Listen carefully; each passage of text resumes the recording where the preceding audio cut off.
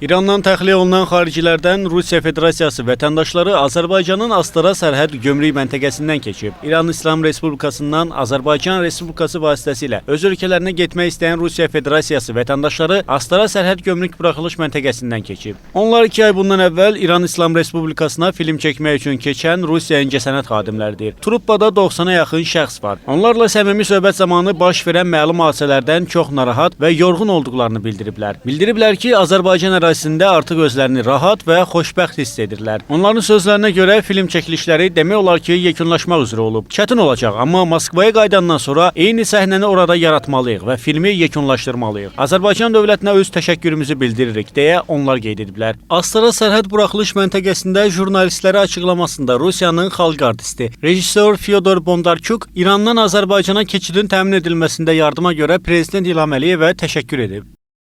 İrandan sərhəd vasitəsilə Azərbaycana keçidimizin təmin edilməsinə göstərilən yardıma görə Azərbaycan Prezidenti İlham Əliyevə təşəkkür edirəm. Bu prosesdə Rusiyanın İrandakı səfirliyinin əməkdaşları da kömək edib. Onlar bizi sərhədə qədər müşahidə etdi. Rusiyanın Mədəniyyət Nazirliyi, Nasionalnaya Media Qrupanın əməkdaşları da dəstəyini əsirgəmədi. Qrupda olan 90 nəfərin hamısı sağ-salamatdır. Onların bir qismi bugünkü təyyarə ilə uçacaq, digər qismi isə Bakıda qalacaq və bir qədər sonra uçacaq.